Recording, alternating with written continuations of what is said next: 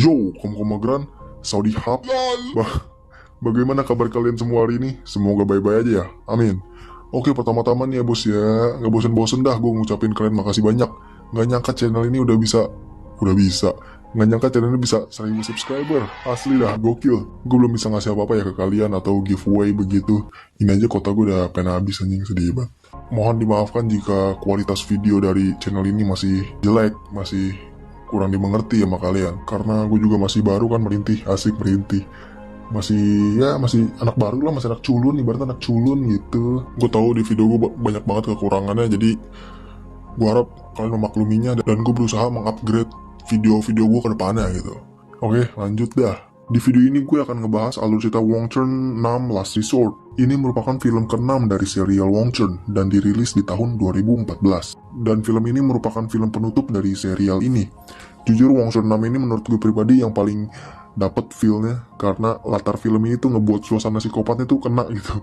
Apa sih anjing suasana psikopat? Tapi warning nih buat kalian di bawah 18 tahun, selain filmnya yang sadis, series Wong Chun 6 ini banyak banget adegan dewasanya gitu. Jadi kalau yang mau nonton filmnya, hati-hati ya.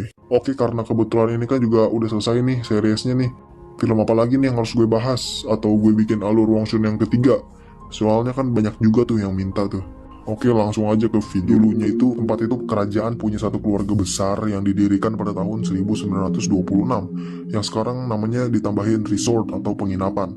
Denny diundang dengan seorang yang mengaku kalau dia itu keluarganya si Denny, dan si Denny disuruh buat mewarisi hot spring tersebut. Perasaan Denny yang senang dan juga takut membuat Denny mengajak teman-temannya buat nemenin. Teman-teman Denny bernama Brian, Jillian, ceweknya si Brian, Rod, adiknya Tony, dan Charlie.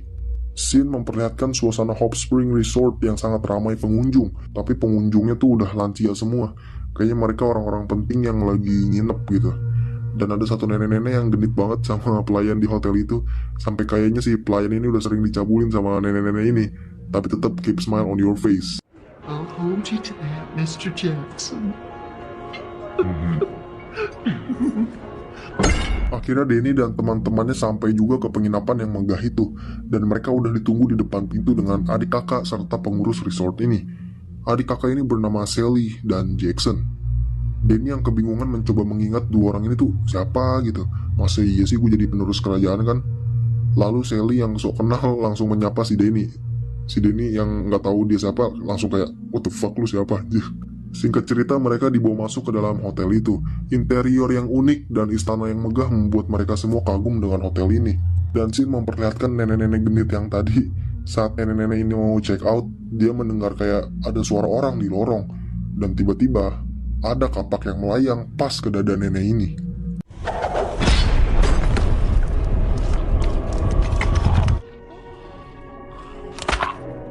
Little self-control, boys. That's all I ask. Sampai sini udah disimpulkan ya, berarti Sally dan Jackson ini psikopat dan sekongkol sama Three Brothers. Lalu Sin langsung berpindah ke hutan yang dimana ada Jackson dan Three Brothers yang sedang cekcok ngebahas si Denny ini. Jackson menyuruh Three Brothers, terutama si Three Fingers, untuk stay cool dan jangan barbar gitu, agar si Denny gak curiga sama keluarga ini. Keesokan harinya, Denny yang lagi keliling istana, dia menemukan foto-foto keluarga dahulu yang tinggal di istana ini. Yang pasti itu keluarga Hillikers. Ada juga foto Denny waktu masih muda. Tapi tetap Denny masih nggak inget mereka semua ini siapa. Bahkan mungkin si Denny nggak tahu mereka semua siapa. Lalu datang Jackson dan mengantar Denny ke ruangan penyimpanan senjata para leluhur keluarga ini. Setelah melihat-lihat senjata di ruangan itu, Jackson berusaha mengubah mindset si Denny dengan cara mengajak dia berburu hewan dengan panah. Jadi tuh rencananya si Jackson sama si Sally ini berusaha untuk menjadikan si Denny ini sebagai Hillikers gitu, dengan cara pelan-pelan tapi pasti. Singkat cerita, mereka sampai di spot untuk berburu. Balik ke hotel, saat Brian dan Jillian selesai belanja, mereka membawa kertas berisi orang hilang yang ternyata itu nenek-nenek genit yang tadi. Saat Tony melihat kertas itu, dia khawatir cowoknya diapa-apain sama si Jackson. Akhirnya si Tony nyuruh Vic buat nyari si Denny.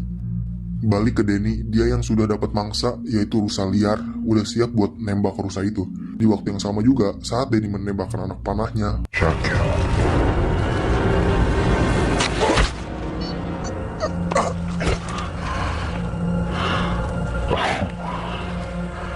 dengan Pelan-pelan Jackson mencoba merubah mindset Danny sehingga menjadi psikopat. Balik ke Vic, dia yang disuruh si Tony buat nyari si Danny, tapi saat dalam perjalanan, dia malah ketemu sama si Sawtooth yang lagi makan mayat rusa yang tadi. Vic pun langsung lari sekenceng-kencengnya. Saat lagi ngibrit, Vic langsung nabrak si Danny dan jatuh ke bawah yang ada kawatnya gitu. Danny pun kebingungan kenapa si Vic lari-lari begitu. Vic yang masih shock ngeliat si Sawtooth kagak bisa ngomong apa-apa. Saat sampai di hotel, Danny yang kakinya luka-luka gara-gara kena kawat diobatin lah sama si Sally. Mungkin bentuk servis dari hotel ini. Ya oke lah kalau bentuk servis. Tapi pergerakannya itu loh, si Danny langsung kayak woi apaan nih gitu kan. Untung si Tony datang dan mergoki si Sally. Karena mungkin si Danny takut ceweknya marah, jadi mereka memutuskan untuk begitu. Keesokan harinya, Danny yang sudah mulai berubah pola pikirnya memutuskan untuk tinggal di istana itu, dan Danny udah nyaman di istana ini. Dan scene memperlihatkan Brian dan Julian yang menemukan ruangan bawah tanah yang gak tahu itu isinya apa.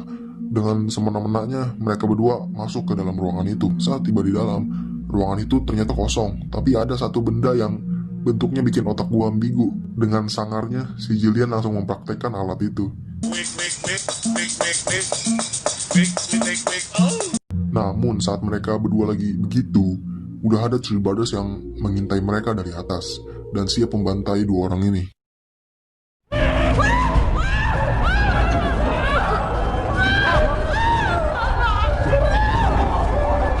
Lanjut ke Danny dan Tony. Keputusan Danny pun sudah bulat untuk tinggal di istana ini. Tony yang memastikan sekali lagi, apa lu beneran mau tinggal di sini? Terus ngelupain teman-teman lu gitu. Keputusan si Danny pun sudah bulat. Do you even know? You don't even know, Danny!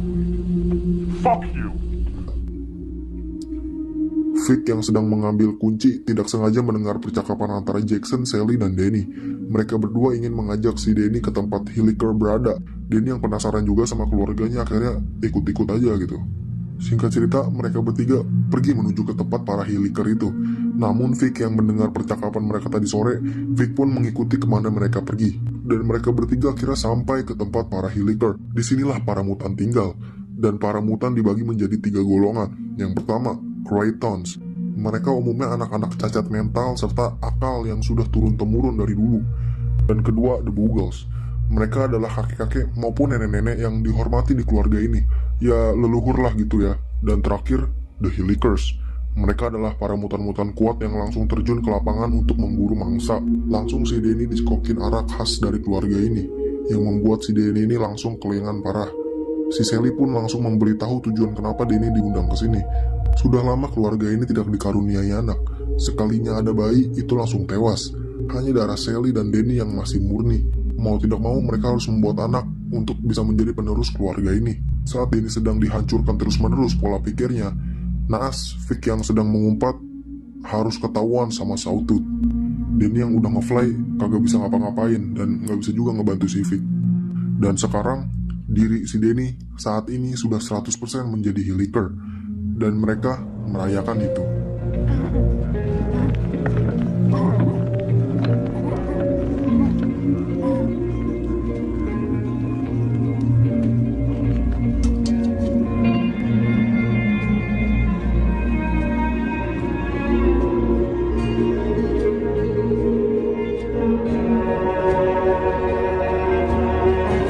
Keesokan harinya, Danny yang baru pulang dalam keadaan kobam atau mabok gitu, sifatnya tuh langsung berubah drastis. Yang tadinya pendiam langsung jadi brutal.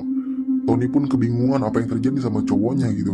Saat Danny ketiduran, Charlie mencium aroma yang tidak sedap dari dapur. Saat mereka bertiga ngecek bau apa itu, ternyata Jackson sedang memasak daging manusia. Mereka langsung panik dan memutuskan cabut dari situ.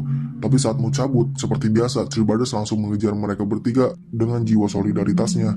Charlie menahan para mutan agar Tony dan Rod bisa pergi dari situ. Namun karena Three Brothers ini keras bener kulitnya, ya OP lah gitu kalau bahasa gamenya mah.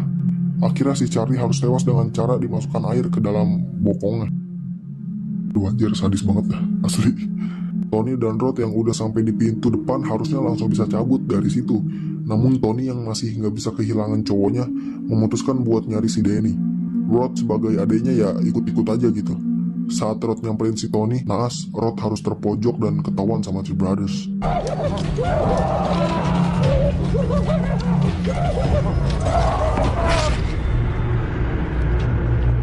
Dan sekarang yang tersisa hanya Tony seorang.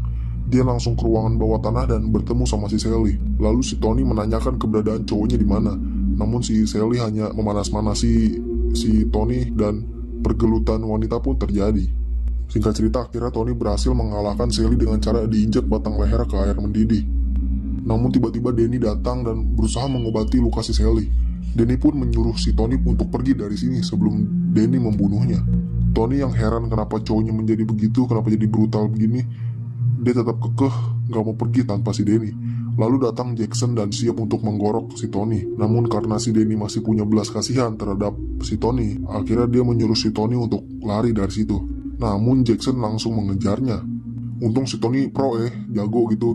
Dia langsung membacok muka si Jackson dengan kunci yang ada di celananya si Jackson. Tony yang masih gak bisa pergi karena bakalan galau parah seumur hidupnya. Nggak lama datang Three Brothers lalu membacok kepala belakang si Tony.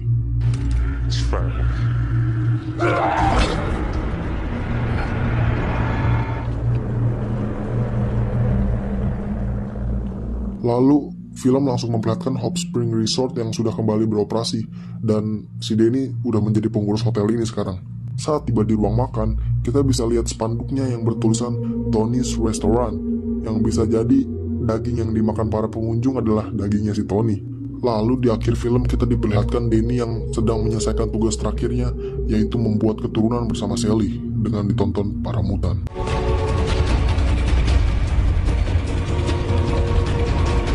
Dan tamat.